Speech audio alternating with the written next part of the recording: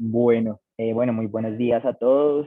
Primero que todo, agradecerles por participar de este espacio, a las personas que están actualmente conectadas y a las que van a ver este video después.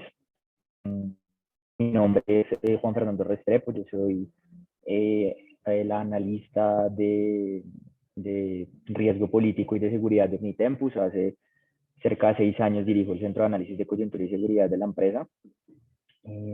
Soy politólogo y también internacionalista de la Universidad del Rosario, y pues el día de hoy voy a estar acompañándolos en esta breve charla. Bueno, entonces, eh, de acuerdo con lo que estaba establecido, título de la capacitación del día de hoy se denomina Coyuntura de la Seguridad en Colombia, aunque la idea también es precisar en algunos aspectos regionales para el caso de la zona de Arauca.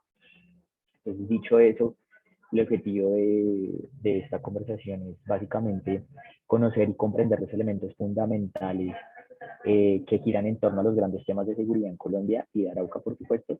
Y para ello, pues, la capacitación está dividida en tres partes.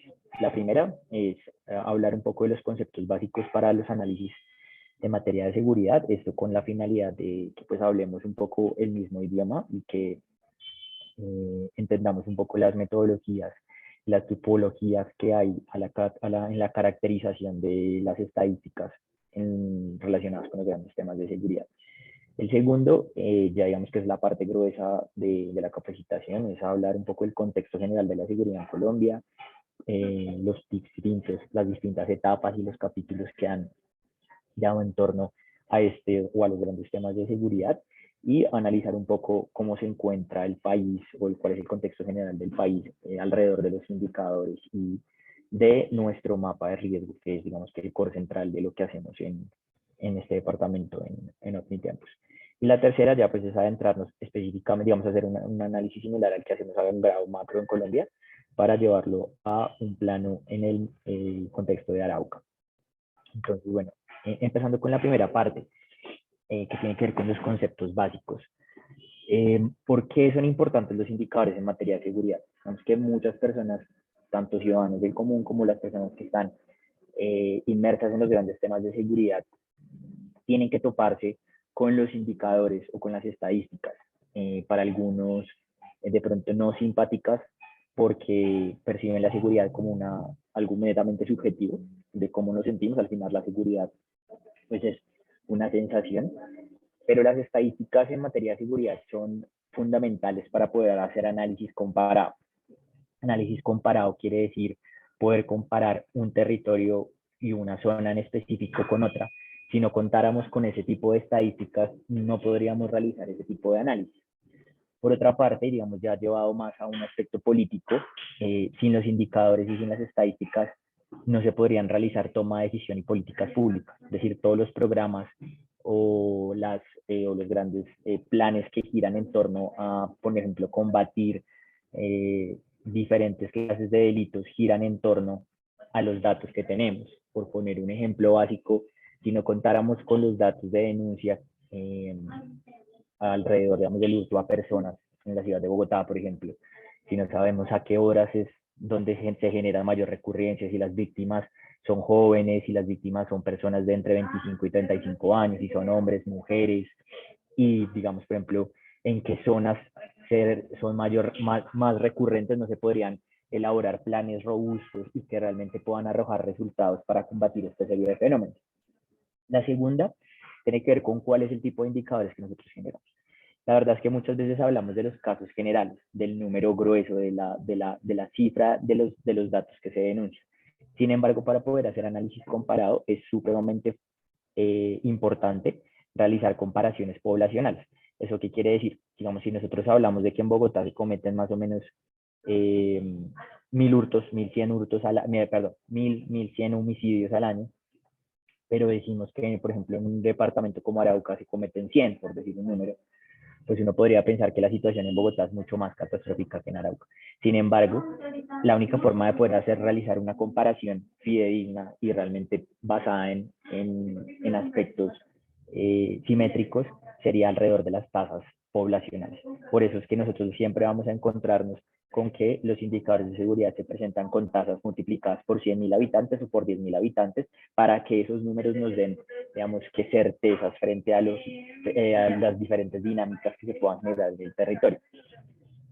La tercera tiene que ver con la tipología y la caracterización. ¿Qué quiere decir? Digamos, para hablar de los temas de seguridad hay un sinnúmero de posibilidades, algunas más académicas, otras un poco más en materias de gestión pública. Sin embargo, nosotros acá en Omnitempus utilizamos para hacer pues, cualquier tipo de análisis para nuestros clientes tres tipos de indicadores, o hablamos desde tres tipos de indicadores para hablar de territorios rurales. Estamos hablando del 98% de los municipios de Colombia que se encuentran en condiciones de ruralidad, porque esta tipología dista de los cascos urbanos o de los grandes y medianos centros urbanos. Entonces, para el 98% de los municipios utilizamos tres tipos de indicadores. Los indicadores ligados a la violencia homicida tienen que ver con todos los delitos que se cometen única y exclusivamente con la finalidad de acabar con la vida de un ser humano.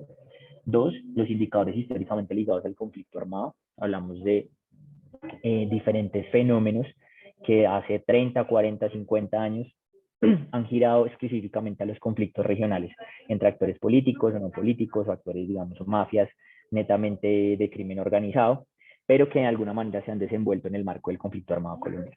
Y el tercero son los indicadores relacionados con seguridad ciudadana, es decir, en esto lo entendemos más como los indicadores relacionados con delitos que son más comunes en las ciudades, pero que igual pueden ser replicados en territorios rurales.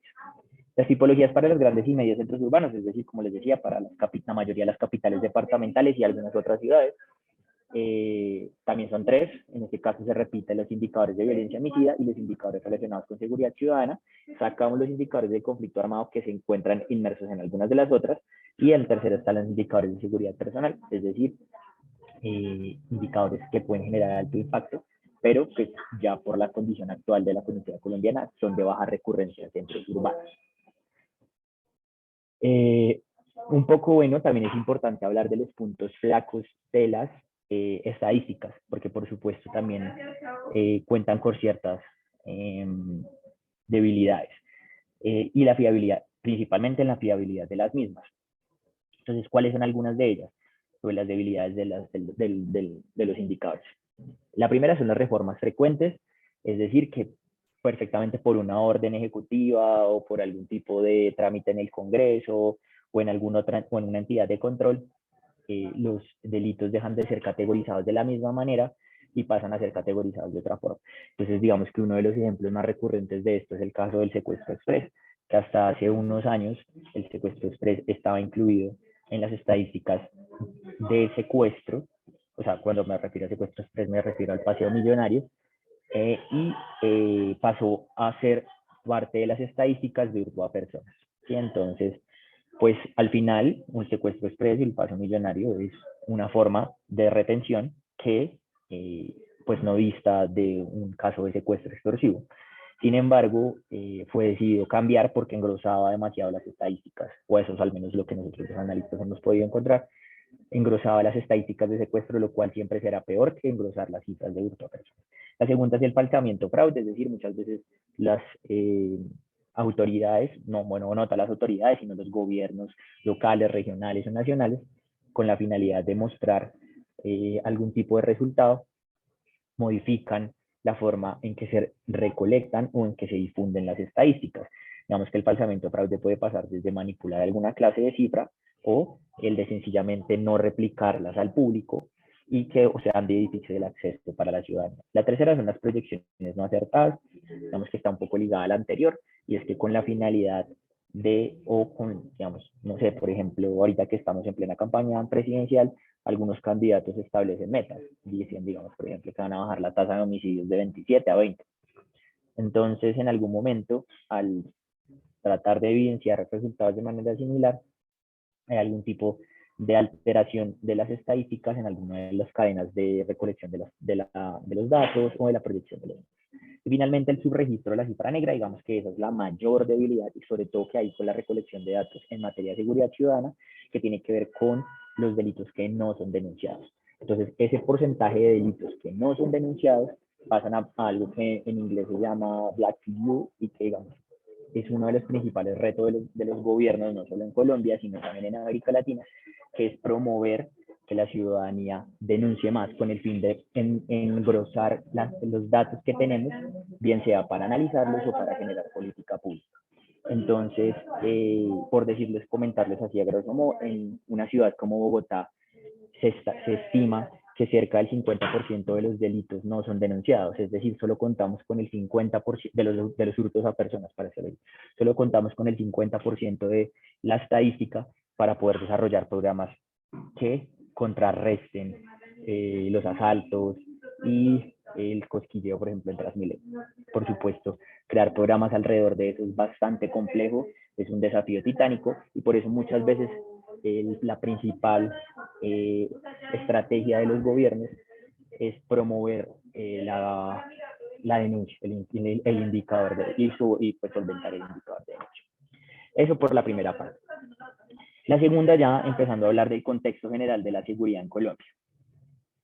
Bueno, básicamente en los últimos 30 años, la lógica de la seguridad de la violencia en Colombia se puede distribuir a partir de 4 grandes etapas.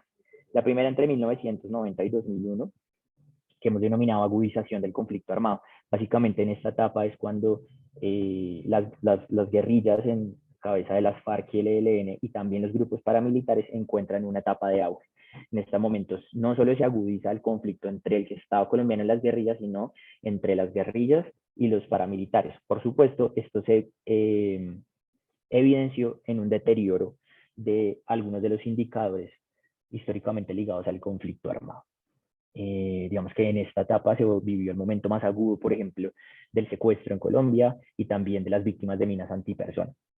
La segunda etapa, que es entre 2001 y 2011, denominada como el contraataque del Estado, es la etapa en la que el expresidente Álvaro Uribe tomó el control del país y implementa la tan famosa, conocida política de seguridad democrática con su ministra Marta Lucía Ramírez en ese momento, la cual contraviene a la seguridad como un bien fundamental del Estado que debe ser prohibida y por ello, además de una importante inversión en materia de tecnología militar y de apoyo internacional, se viene con diferentes programas, como por ejemplo programas de reinserción, de desmovilización y otro tipo de combinación, digamos, de formas de lucha en ese aspecto para contravenir el efecto o el control que venían teniendo las guerrillas principalmente. También en esa etapa podemos contar con la desmovilización de las Autodefensas Unidas de Colombia, el principal bloque para los bloques paramilitares en ese momento, lo cual se ve reflejado en una mejora también sustancial de los indicadores de seguridad, pero un deterioro en los indicadores de defensa de los derechos humanos. En tercera instancia está el proceso de paz entre el Estado colombiano y las FARC entre 2012 y 2016. En este proceso lo que evidenciamos es un descenso generalizado de la mayor parte de los indicadores de violencia y históricamente relacionados con el conflicto armado. En esta etapa hablamos de absolutamente todos los indicadores de la violencia en Colombia se vinieron a pique y mejoraron sustancialmente con excepción de la extorsión. Vemos que con la extorsión hay un tema y es que históricamente ha sido o lo hemos considerado como un delito relacionado con el conflicto armado. Sin embargo, es un delito que por su naturaleza ha venido modificándose y se ha venido asociando más hacia un indicador de seguridad ciudadana. Y finalmente, en la cuarta etapa viene desde 2016 hasta la que estamos viviendo en este momento, hasta 2022, denominada la etapa de posacuerdo. Es decir, esta es una etapa que viene tras la firma del acuerdo de La Habana y en la que vemos un efecto rebote. Es decir, todos los indicadores o la mayor parte de esos indicadores que se habían venido a pique durante la etapa del proceso empiezan a volver a aumentar a cifras similares a las que estaban antes de que comenzara las negociaciones en La Habana. Pero bueno, eso lo hablamos como un fenómeno de reactivación de la violencia. ¿Cómo podemos sustentar eso? Lo que hemos venido monitoreando en mis tiempos es que entre los últimos 3 años, 15 departamentos empeoraron su categoría de riesgo, 15 la mantuvieron igual y únicamente uno la mejoró. Eso, digamos que lo podemos explicar a partir de cuatro, digamos que acá hay un poco una sinergia entre 4 etapas y 4 fenómenos. El primero es un fenómeno de vacío, o lo hemos denominado como el fenómeno de vacío de poder. ¿Qué quiere decir? En el momento en que las FARC se desmovilizan en 2016, hacían presencia en cerca de 300 municipios, es decir, algo más del 30% del territorio colombiano. En el momento que comienza el proceso de desarme, de entrega y de inserción por parte de la insurgencia, las FARC pasan de operar en 300 municipios a concentrarse únicamente en 16 veredas. Sin embargo, en estos territorios se configura el denominado espacio vacío de poder, que es decir, no hay un control efectivo del Estado, ya no existe un control efectivo del grupo armado, pero sí se mantienen los esquemas de economías ilegales, por lo cual mientras haya un negocio lucrativo siempre va a haber quien esté interesado en administrar. El segundo es la etapa de confrontación, esto digamos que se materializa entre 2017 y 2018, y es que en esos espacios vacíos, uno o dos o más actores ingresan en el territorio. Esto, digamos, es diferente a lo que sucede en algunos territorios en los que sí había ese vacío de poder, pero algún actor ingresaba, hacía presencia hegemónica, se generaba control, no había transición violenta, no había agudización de los conflictos ni deterioro de los indicadores, pero en estos otros espacios sí empiezan a generarse confrontaciones. Digamos, son espacios en los que tratan de generarse algunos pactos de distribución del control o de los esquemas de algún tipo de economía ilegal, no solo en minería ilegal y narcotráfico, sino también esquemas de extorsión, tráfico de armas, de personas, etc. Esas confrontaciones encuentran su punto más alto entre 2019 y 2020 en algo que nosotros ya denominamos empate técnico. Empate técnico entendido como que en esos territorios no existe un ganado, sino que tras varios años de estar en disputa militar, por supuesto, la única forma en que los actores armados tratan de inclinar la balanza de la confrontación es a partir de sistemas de gobernanza local, implementando repertorios de violencia más agudos, y es donde empezamos a ver un incremento sustancial de, por ejemplo, asesinatos de líderes sociales, masacres, nuevamente vemos un incremento de los atentados terroristas y de las víctimas por minas antipersonas. Y actualmente estamos en una cuarta etapa, digamos que está todavía en estudio porque es relativamente reciente, y se encuentra más o menos entre octubre y noviembre del año pasado y la fecha actual, que es una estabilización armada. ¿Qué quiere decir estabilización armada? Que esos territorios que estaban con confrontaciones supremamente violentas finalmente logran arrojar un vencedor. Por ejemplo, hablamos de la zona del Catatumbo, en la que se estaba enfrentado el ELN y el EPL, y finalmente el ELN diezmó al EPL, o por ejemplo en la zona del Bajo Cauca antioqueño, en la que estaban enfrentados el Clan del Golfo y los Caparros, y finalmente el Clan del Golfo se impulsó a los Caparros, eso con un elemento pues, que también tiene que ver con, por ejemplo, la implementación de programas para vencer a los caparros en el Bajo Cauca antioqueño por parte del ejército y, bueno, en general de las demás fuerzas armadas. Entonces, ya con ese contexto podemos hablar un poco de los indicadores. Entonces, como les había mencionado, en materia de caracterización rural, el primero de ellos son los indicadores de violencia. Los indicadores de violencia, por supuesto, están en cabeza del homicidio, que si lo comparamos en el contexto de América Latina, lo que encontramos es que,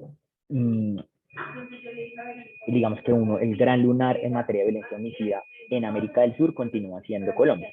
Eso, pues, por supuesto, en materia de regímenes democráticos, o al menos de la democracia liberal, pues porque, por supuesto, Venezuela actualmente cuenta con una tasa de homicidios que casi colinda con 50 homicidios por 100.000 habitantes. Esto para ponerlo un poco en contexto. Según la Organización Mundial de la Salud, un territorio en el que se registren más de 10 homicidios por cada 100.000 habitantes es un territorio que padece un fenómeno epidémico de violencia. Básicamente es un territorio enfermo y controlado por la violencia. Lo que vemos aquí es que buena parte de los países del sur de América Latina, incluidos Brasil también, son territorios que están entre 10 y 20 homicidios, digamos, igual están por la media superior a nivel mundial. La mayor parte de los homicidios en el mundo se cometen en América Latina, seguido por África. Pero si lo contrastamos con el caso colombiano, vemos que el caso colombiano dobla esas zonas. ¿sí? Por supuesto, hay países como los casos de Argentina, digamos, acá no están los datos, estos son los datos de la organización Inside Crime, pero los casos de Argentina y, por ejemplo, Chile son países que cuentan con menos de 10 homicidios por 100.000 habitantes. Digamos que los datos de Colombia son muy similares a países que todavía cuentan con una importante presencia y control digamos, de grandes mafias o de organizaciones de crimen organizado transnacional, como el caso mexicano. Entonces, si lo ponemos en contexto con los datos de la OMS, hablamos que en el caso colombiano, el tema del homicidio está considerado en una categoría de violencia alta. ¿Sí?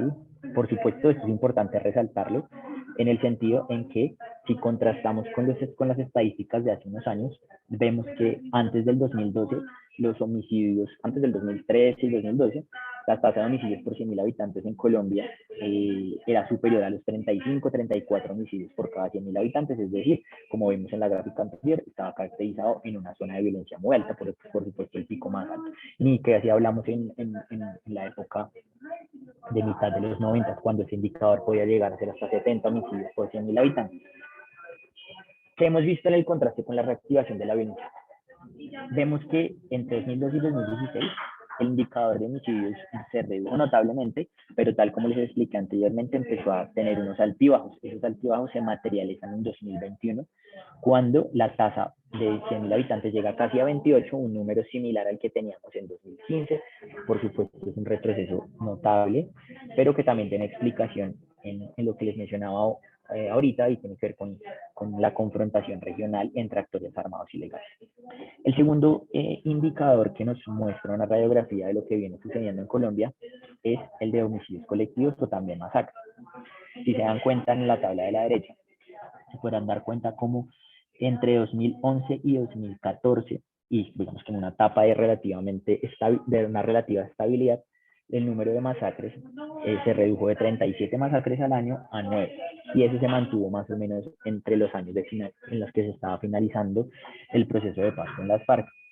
Posteriormente, en 2018, vemos que nuevamente los indicadores de masacres llegan al número similar al que estaba antes de que empezaran las conversaciones entre los plenipotenciarios del Estado colombiano y de los de la exguerrilla de las FARC. Estos son datos del Ministerio de Defensa, que según su nomenclatura o su forma de recolección de datos, cuenta una masacre como un suceso en el que 4 o más personas caen muertas en estado de indefensión por una acción armada. Este dato vista forma en que lo hace la Organización de Naciones Unidas, que los cuenta a partir de 3. Si contamos los datos a partir de 3, como lo recopila, digamos, una organización como las Naciones Unidas, hablamos que, por ejemplo, en 2020 no hubo 33 masacres, sino 90. Esto, digamos, que es uno de los ejemplos que les quería contar para retratarles el tema, o digamos, los puntos flacos que hay en la recopilación de datos. Y en tercera instancia está el tema del asesinato de líderes sociales. Digamos que hablamos de que más de 400 personas han sido asesinadas desde la firma del acuerdo de paz en condición de ejercer un liderazgo territorial. Por supuesto, eso es un indicador que de pronto no es tan importante a la luz de las personas que están inmersas en los temas de seguridad, pero la verdad es que nos muestra parte de lo que les denominaba ahorita como sistemas de gobernanza local. Pero bueno, por supuesto, estos números no nos dicen nada si no los ponemos en contexto. ¿Qué es lo que vemos entre los tres indicadores que les acabo de mencionar? Vemos casi que una similitud entre los tres. Si se dan cuenta, las tasas de homicidios por 100.000 habitantes más altas de todo el país están ubicadas en las mismas zonas en las que mayor cantidad de víctimas de masacres se reportaron el año pasado y en las mismas zonas en las que se reportaron mayor cantidad de asesinatos de líderes sociales. ¿Cuáles son estas zonas? Digamos, por ejemplo, todo el andén pacífico, desde Nariño hasta Chocó, hasta Tapón del Darién, también la zona del Bajo Cauca antioqueño, si se dan cuenta aquí se ve perfectamente, y la zona de la frontera con Venezuela en el departamento de Arauca, norte de Santander, Catatumbo, La Guajira y Cesar, igual aquí. Entonces, digamos que ahí es donde se encuentra el valor y la necesidad de poder analizar los datos en contexto. Si hablamos solamente a partir de las gráficas, pues realmente no encontramos una explicación del por qué es que esto viene sucediendo. En segunda instancia, ya en contexto general de la seguridad en Colombia, hablamos de los indicadores históricamente ligados al conflicto. Como les había mencionado anteriormente, entre el 2012 y el 2016, absolutamente todos los indicadores históricamente ligados al conflicto se vinieron abajo, con excepción de la extorsión. Posteriormente, vemos la misma tendencia, al menos en los atentados terroristas, las acciones subversivas y las víctimas de minas antipersonal. Una caída supremamente notoria entre 2002 y 2016, hablamos caídas del 90%, o sea, no son reducciones pírricas, sino son reducciones notables. Y posteriormente vemos nuevamente un incremento. Entonces, en 2017, por ejemplo, el número de atentados terroristas llegó a 125, pero en 2020 volvió a subir a 405, es decir, una cifra similar a la que se reportaba en 2015. En el caso de las acciones subversivas, que habían bajado a 17, a 12, en 2020 se triplicaron y subieron a 34. Lo mismo con las víctimas de minas antipersonas, digamos, un caso también bastante lamentable porque según lo que se había establecido en 2018 se esperaba que Colombia fuera territorio libre de minas antipersonas en 2021 y lo que vemos es que realmente estamos un poco lejos de poder completar esa meta porque se ha vuelto a generar un fenómeno de resiembra de minas antipersonas. Esto, digamos, tiene diferentes explicaciones. Una de ellas, por ejemplo, es la de cercar las zonas con cultivos de coca para que los escuadrones de erradicación se demoren en ingresar, digamos, torpedear el trabajo de estos escuadrones. Y otro también ha sido como para marcar territorios en esas disputas territoriales que les mencioné entre actores armados y legales. Para rescatar, digamos, de este periodo, los casos de secuestro extorsivo han seguido descendiendo, han mostrado una tendencia a la baja, con excepción del año pasado, que nuevamente volvieron a incrementar. Pero realmente uno podría prever aquí una etapa de estabilización del delito, ¿sí? Por supuesto, estamos hablando de que en Colombia en el 2021 se cometieron 90 casos de secuestro extorsivo, cuando en 2012 cometían cerca de 3.000. Por supuesto, es una reducción si lo comparamos con el peor año de la guerra del 98%, lo cual nos habla, y eso es algo que les quería mencionar, de que por supuesto el país, digamos que estos últimos años ha venido viendo un deterioro en materia de seguridad regional principalmente, pero no es el país de hace 30 años, ¿sí? Entonces, bueno, para poner un poco en contexto, tal cual como las cifras de violencia homicida y de asesinatos de líderes sociales y de masacres, podemos encontrar la misma tendencia con los indicadores históricamente ligados al conflicto armado. Es decir, una supremacía de estos eventos en todo el andén pacífico, en los departamentos de Nariño, Chocó, Cauca y demás, la zona del Bajo Cauca antioqueño y la frontera con Venezuela. Es que si lleváramos esto a hacerlo, digamos, un poco más específico, veríamos que lo mismo sucede con las acciones subversivas y con las víctimas de minas antipersonas. En tercera instancia están los indicadores relacionados con seguridad ciudadana, como les decía, también indicadores que están principalmente ligados a las ciudades o que se leen a partir de las ciudades. Ahí encontramos el caso contrario a los indicadores históricamente ligados al conflicto. Es decir, desde 2012 vemos un incremento, por lo menos en el caso del hurto a personas o en el caso de la extorsión, que como les decía ha pasado más hacia la tipología de esta nomenclatura. Y aquí lo que vemos son dos fenómenos. El primero es que efectivamente ha habido un empoderamiento de las redes criminales en la ciudad, pero también a partir de 2016 se realizó la unificación de los sistemas de recolección de datos de la Fiscalía General de la Nación y la Policía. Básicamente, y también falta incluir el lanzamiento del aplicativo de denuncia virtual. Estos tres elementos jugaron a favor de que las cifras de hurto incrementaran de manera notable, pero lo que vemos es un incremento de la cifra, no un incremento real de los casos. Porque como les mencionaba, en las ciudades hablamos de un subregistro del 50%, es decir, del 50% de los delitos que no son denunciados. Por eso es que, digamos que la lectura oficial de los datos o de la comparación se sugiere que no se haga con periodo anterior al 2016, porque la metodología de recolección de los datos es totalmente diferente. Para rescatar el hurto a comercio y el hurto a residencias desde el 2018 ha venido mostrando un descenso notable. Esto sí se contrasta con el caso del hurto a personas. Sin embargo, acá también es importante mencionar algo y es el fenómeno de la pandemia. Si se dan cuenta, en el caso del hurto a personas, que venía incrementando desde el 2012 de manera paulatina, en 2020 de una reducción a una cifra de hace 3 años. Esto tiene una explicación y tiene que ver con que en el marco de la cuarentena pues se redujo notablemente la población flotante, principalmente en las grandes ciudades, y como por ejemplo el hurto a personas es un delito netamente o supremamente urbano, el número de potenciales víctimas de ser potenciales víctimas de estos delitos también se redujo notablemente. Lo que quiere decir, no es una acción, digamos, controlada por parte del gobierno, de los gobiernos locales o regionales, sino es casi que un efecto colateral de las cuarentenas. Entonces, para rescatar que el hurto a comercio y el hurto a residencias continuaron descendiendo en 2021, a pesar de que ya se habían liberado varios sectores de la economía, mientras que en el caso del hurto a personas, si se dan cuenta, en 2021 volvió a una cifra muy similar a la que se reportaba en 2019, ya cuando diferentes sectores económicos empezaron a liberarse tras las cuarentenas. En este momento, pues el gran reto que hay en materia de seguridad ciudadana es la extorsión, que como se pueden dar cuenta ha tenido una tendencia marcada al alza.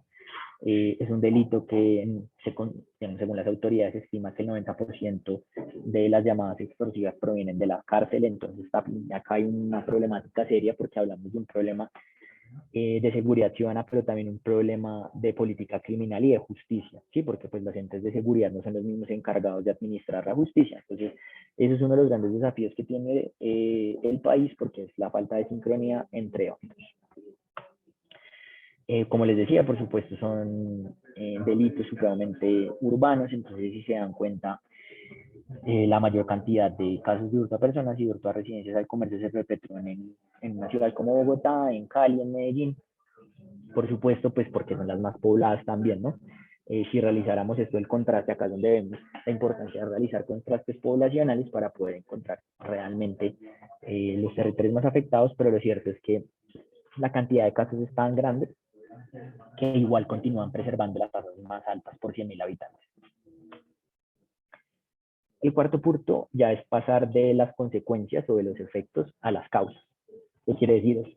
Ya hablamos de cómo se han comportado los diferentes indicadores de violencia y de seguridad en Colombia, pero todavía no hemos hablado un poco de las causas estructurales de este deterioro de los indicadores.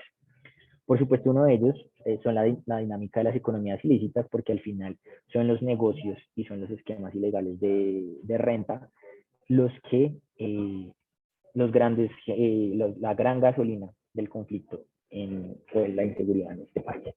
Entonces, ¿qué vemos acá? Vemos que el comportamiento de las hectáreas sembradas con coca, que pasó entre 2012 y 2017, el número de hectáreas casi que se triplicó. Eso que nos dice, digamos que ha tenido diferentes lecturas, diferentes formas de entenderse, pero algunos de los elementos o que se han, digamos, mencionado son, por ejemplo, la suspensión de la fumigación. También hablamos de un potencial incremento del dólar.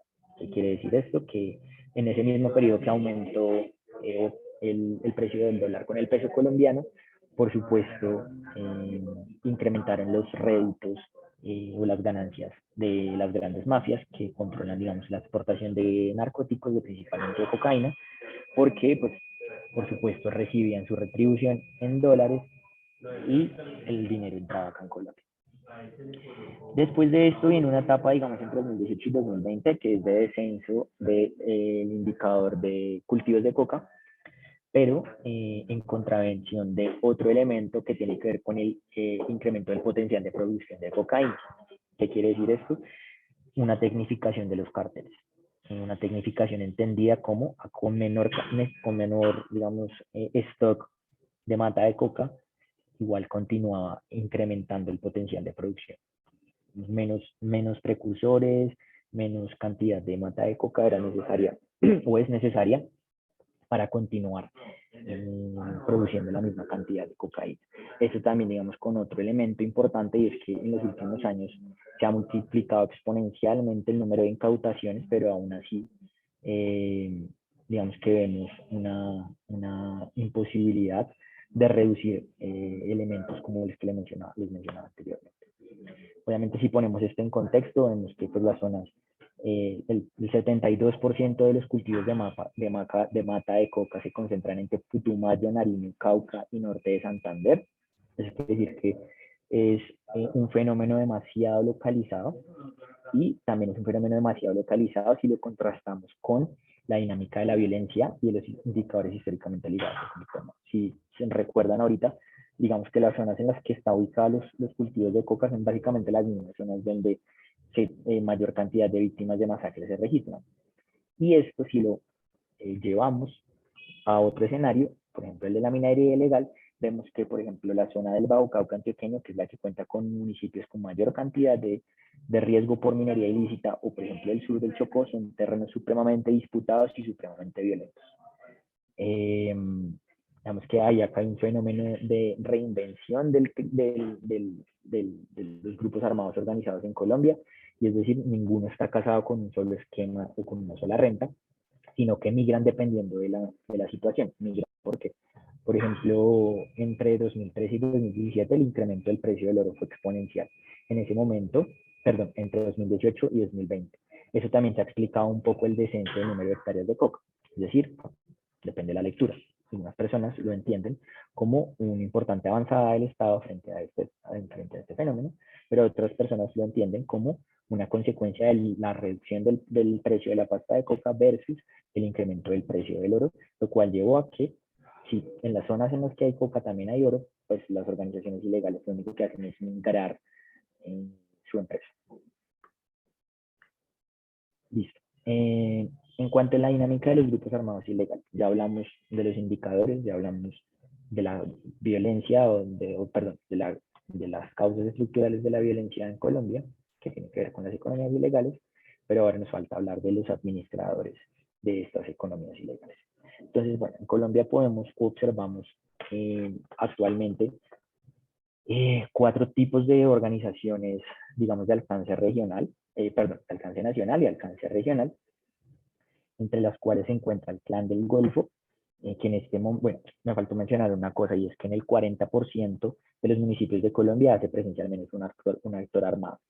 Es que eso va a ser un fenómeno problemático, y más cuando eh, se suponía que con la desmovilización de un actor, digamos, de la envergadura de las FARC, este indicador lo va a reducir notablemente.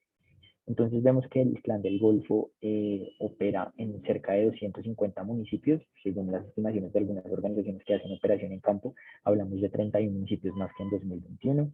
En el caso del ELN operan 183 municipios, vemos que todos tienen presencia en diferentes regiones del país, gastarlos adentrándome en donde hacen presencia cada uno, pero pues acá en el slide lo pueden ver con las convenciones.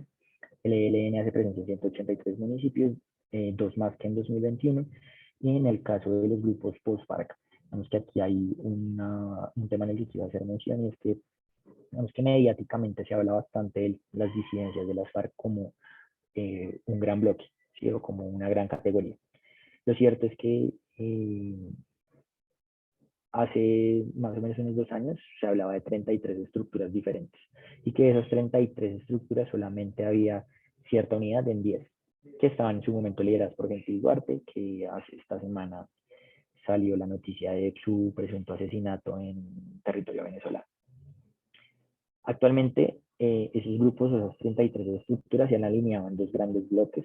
El primero, que es el bloque de Gentil Duarte, o era el bloque de Gentil Duarte, ahora el de Iván Mordisco, no tiene una denominación en específico. Operan en 119 municipios, que son 21 más que el año pasado, y en el caso de la segunda Marquetalia, que es pues, la organización de Iván Márquez, o anteriormente de Santrich y de Romaña, que operan 61 municipios. La mayor parte de esta organización se encuentra hacia la zona de Venezuela y hacia la parte de los llanos orientales. Bueno, todo esto nos lleva a una gran radiografía del país. Nosotros acá en Optitempus tenemos algo que hemos denominado nuestro mapa de riesgo, anteriormente denominado como la herramienta de distribución geográfica del riesgo, la cual a partir de cerca de 30 variables nos arroja una radiografía del riesgo en Colombia, o al menos de la amenaza, con la finalidad de que la empresa privada pueda tomar decisiones alrededor de los grandes problemas o de las grandes ven sí, las grandes dificultades que hay alrededor de los grandes temas de seguridad. ¿Qué encontramos con este mapa? Que pues es la versión más reciente que nosotros tenemos. Encontramos que 150 municipios se encuentran categorizados en un nivel de riesgo alto o muy alto. Hablamos, si lo llevamos atrás con todo lo que hemos venido conversando, es que los municipios en estas condiciones de riesgo son los municipios en los que hay una congruencia entre la mayor parte de los indicadores anteriormente expuestos, junto con la presencia de minería, de economías ilícitas y actores armados de margen nacional y regional. Entonces, la mayor parte de estos municipios se encuentran, por supuesto, en la costa pacífica y se encuentran prácticamente todos los municipios eh, que tienen salida al mar están en esta condición. Esto pues también tiene que ver, por supuesto, con una condición de mayor accesibilidad o de salida de cualquier cantidad de cosas, como por ejemplo narcóticos o entrada, digamos, de armas. También está el territorio fronterizo entre Colombia y Venezuela y la zona de el Urabá antioqueño, el Urabá chocuano y el Bajo Cauca antioqueño. Vemos que más hacia el interior del país también vemos municipios con riesgo alto en departamentos como Meta, Guaviare, en Caquetá. Y sin embargo, pues estamos hablando de, digamos, el 15% del territorio nacional en una condición de riesgo. Esto para resaltar que, por supuesto, hay unas zonas bastante complicadas, pero no es, digamos, la gran generalidad del país que se encuentra, digamos, en su mayor en categoría de riesgo medio. Ya entrándonos, digamos, en un escenario más local, quiero empezar de atrás para adelante y no arrancar por la parte de los indicadores, sino arrancar por la parte del riesgo. Entonces, según nuestra misma herramienta, de los 7 municipios de Arauca, todos se encuentran categorizados en un nivel de riesgo alto o muy alto. Digamos que el departamento es un departamento con unos altísimos desafíos en materia de seguridad, pero también con unas profundas particularidades que distan de otras zonas que padecen de, digamos, de situaciones de violencia muy similares. Entonces, digamos, poniéndole un poco, además de siendo más puntuales, vemos que los departamentos en un riesgo de una situación de riesgo, los municipios en una situación de riesgo más alta son Arauquita, Fortuna y Tama. Sin embargo, las estadísticas, lo que vemos en las variables de Saravena y Arauca son bastante cercanas. O sea, digamos que por muy poco podrían estar categorizadas en un mismo nivel de riesgo, mientras que, digamos, los casos de Puerto Rondón y Cravo Norte tienden más hasta estar más cerca en algún punto de una categoría de riesgo medio. Como les recuerdo, estas categorías de riesgo las hemos procesado acá en los MITEMPUS, las hemos creado acá en los MITEMPUS, contraponiendo cerca de 30 variables de distinta naturaleza. Bueno, mentiras, vamos a volver acá para mencionarles un poco. A diferencia de otras zonas del país con condiciones de violencia bastante similares, en Arauca no podemos explicar el conflicto regional a partir de la presencia de cultivos de coca o de yacimientos o extracción ilegal de oro de aluvión.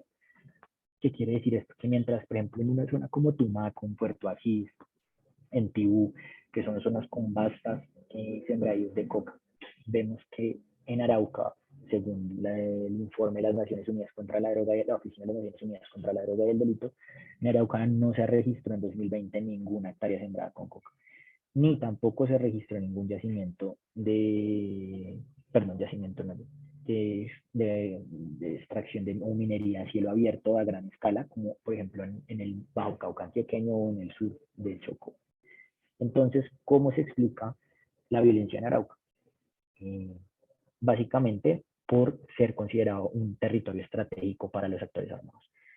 Sí, digamos que acá hay diferentes factores, entre ellos está que es una zona de fácil acceso a Venezuela, por lo cual muchas veces se ha convertido en una especie de retaguardia de otras zonas donde operan, por ejemplo, en Catatumbo, el norte de Santander, es una forma de repliegue, pero también tiene un interés estratégico en materia de control poblacional. Digamos que como el ELN ha hecho presencia casi que hegemónica en este departamento durante años, ha generado unos esquemas en los que prácticamente el Estado no ha logrado hacer una presencia efectiva.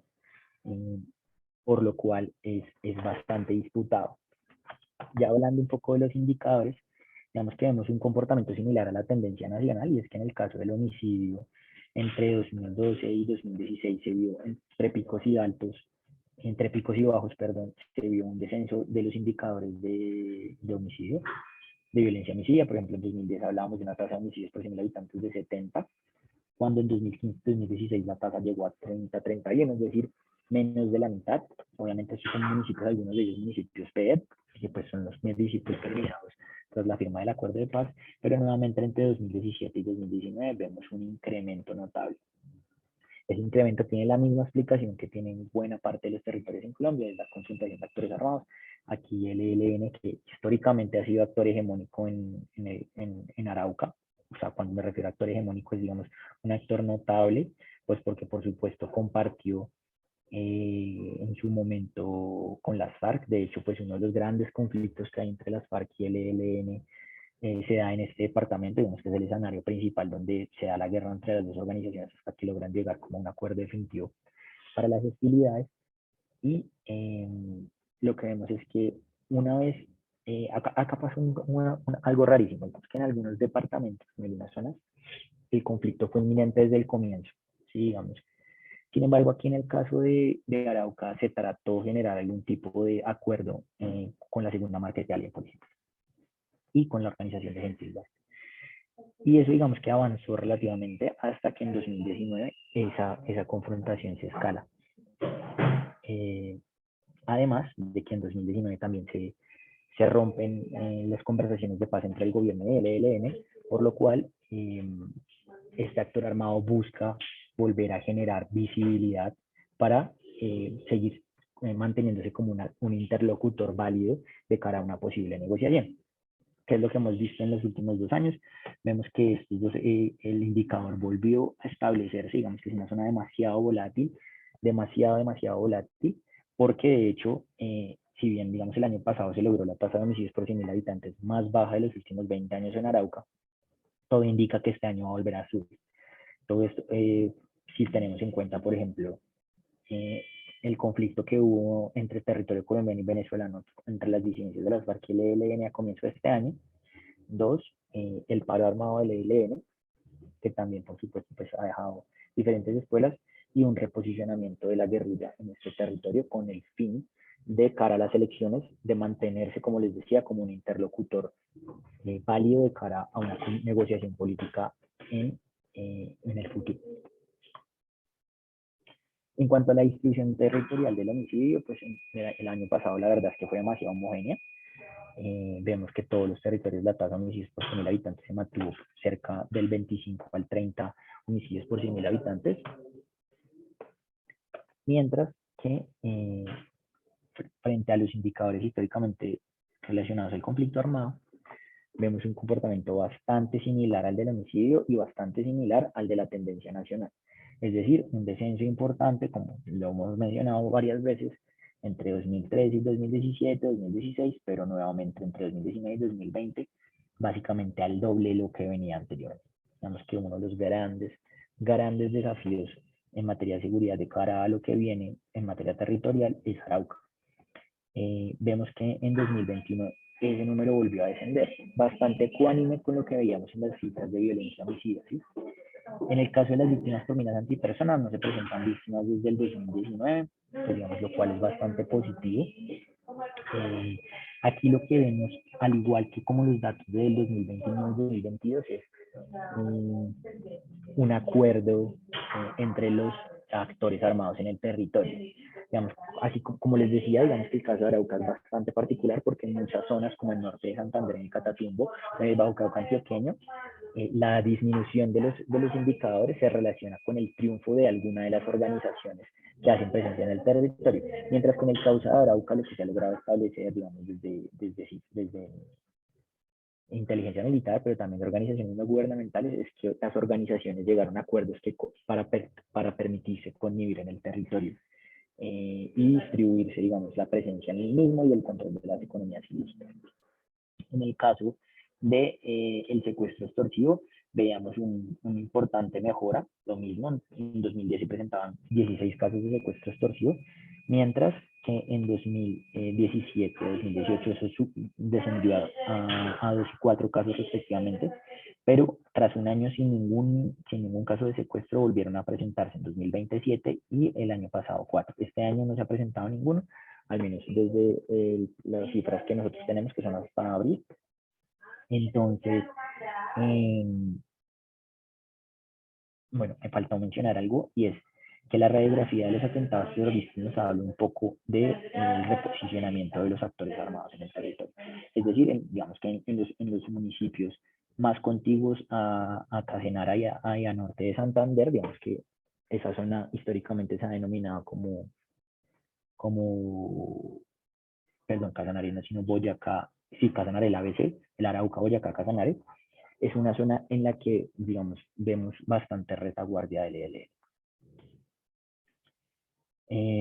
Y bueno, y finalmente, ya para hablar de la dinámica de los grupos armados ilegales, como les mencionaba, acá pues solamente hacen presencia dos actores armados, que son el Ejército de Liberación Nacional y los grupos post-FARC, algunas zonas con presencia de la Segunda Marquetalia, algunas un poco más diezmadas de la facción o la que era la facción de Gentil Duarte, y en este momento digamos que se encuentra en una condición de relativa paz entre estas organizaciones tras los acuerdos que les mencioné previamente, pero pues digamos que no hay nada más inestable que el pacto entre ilegales. Entonces esto puede variar, sobre todo teniendo en cuenta que tras la salida del tablero de Gentil Duarte, que digamos era el gran jefe de esta organización, podría haber algún tipo de reposicionamiento de cambio de lo que se pactó anteriormente. Esto entendido como, en su momento, digamos que las FARC funcionaban como una organización supremamente jerárquica, pero también con posibilidad de recambio bastante sencilla. Entonces es por eso que cuando era dado de baja algún miembro del secretariado, fácilmente era reemplazado por otro. Mientras que en el caso de las disidencias de las FARC o los grupos post-FARC, la mayoría de estas organizaciones se conformaron alrededor de mandos medios. Digamos que esa figura de control jerárquico no es similar. Entonces, por ejemplo, lo que ha pasado en otras organizaciones como el Clan del Golfo es que a medida que sale uno, los diferentes en conflicto por quién va a controlar o va a liderar estas organizaciones. Entonces, bueno, eso es todo por hoy. No sé si de pronto tengan alguna duda al respecto.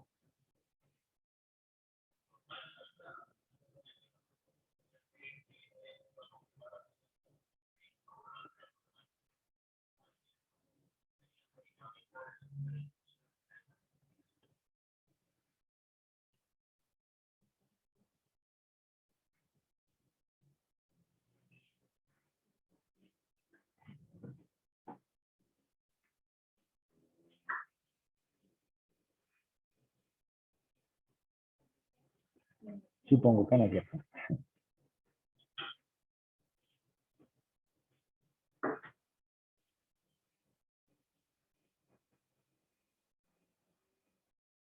Bueno, pues no. Espero que pues, la información haya sido de utilidad para todos y pues, cualquier duda, cualquier cosa que les pueda colaborar, pueden contactarme por mi correo electrónico que es juan.restrepo@fintech.com y bueno, cualquier duda me cuentan. Bueno,